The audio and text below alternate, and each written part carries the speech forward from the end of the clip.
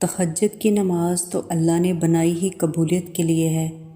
اگر تو کوئی دعا تمہیں تہجد تک لے گئی تو سمجھ لو کہ تمہاری دعاؤں کی قبولیت ہو چکی۔ اگر اللہ تمہیں تہجد کا پابند بنا رہا ہے تو سمجھ لو کہ اللہ تمہیں بہت جلدی اپنی رحمت سے نوازنے والا ہے۔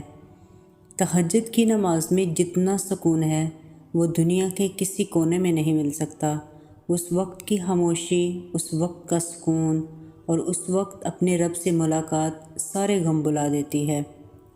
تہجد کی دعا پہ نہ تو ہو ہی نہیں سکتا، جو مانگو گے سمجھو مل گیا۔ دیر سویر ہو سکتی ہے کیونکہ ہمارے اللہ کو بہتر پتہ ہے کہ ہمارے حق میں کون سا وقت بہتر ہو سکتا ہے، مگر وہ چیز مل کر ہی رہتی ہے۔ اللہ کی خاطر نیند چھوڑ کر آؤ، وہ تمہیں خالی ہاتھ بھیج دے، ایسے ہو نہیں سکتا۔ تہجد میں مانگی گئی دعاؤں کی شدت سے کوئی بھی مقابلہ نہیں کر سکتا، یہاں تک کہ نصیب بھی نہیں۔ فجر سے پہلے تہجد کے وقت مانگی جانے والی دعا بہت جلد قبول ہوتی ہے، کیونکہ تہجد کے وقت تو اللہ خود کہتا ہے کوئی مجھ سے مانگے میں عطا کروں۔ جو چیزیں تمہیں ملنے میں مشکل لگیں اسے تہجد کی دعاؤں میں مانگ لو، بے شک اللہ تہجد کی دعاؤں کو بہت جلد قبول کرتا ہے اور فیکون کی مہر بھی لگاتا ہے۔ اگر کوئی خیال اب تک دل سے نہیں نکل رہا تو سمجھ جاؤ کہ اللہ نے دعا قبول کرنے کی ٹھان لی ہوئی ہے، اور اگر تہجد تک لے آیا ہے تو تمہاری ادھوری کہانی مکمل ہونے والی ہے۔ تہجد تک آنا رب سے عشق کا ثبوت ہے، اور اس عشق کے لیے رب خود تمہیں چنتا ہے، اور جسے چن لیتا ہے پھر اسے مکمل کر دیتا ہے۔ تہجد کی دعائیں آپ کو بہت پیاری ہوتی ہیں، اور ان کے مانگنے کا انداز بھی سب سے پیارا ہونا چاہیے، اتنا پیارا کہ اللہ پہلی بار میں ان پہ کن کہہ دے۔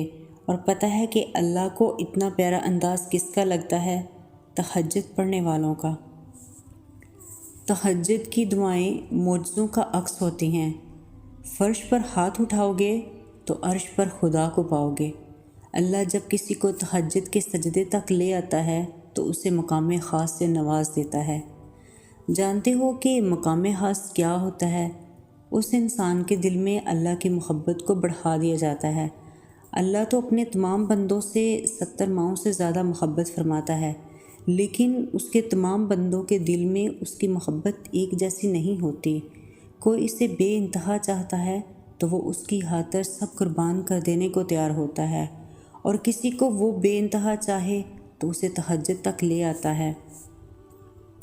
اس پہر اٹھتے ہاتھوں کی فریاد سننے اللہ خود پہلے آسمان پر تشریف لے آتے ہیں۔ اور سوچو، جن دعاؤں کا استقبال اللہ خود فرماتے ہیں وہ رد کی جا سکتی ہیں؟ ہرگز نہیں، وہ سنبھال لے جاتی ہیں، کیونکہ وہ اللہ کے پیارے بندوں کی طرف سے ان کے پاس امانت ہوتی ہیں، اور اللہ امانت میں خیانت نہیں کیا کرتا۔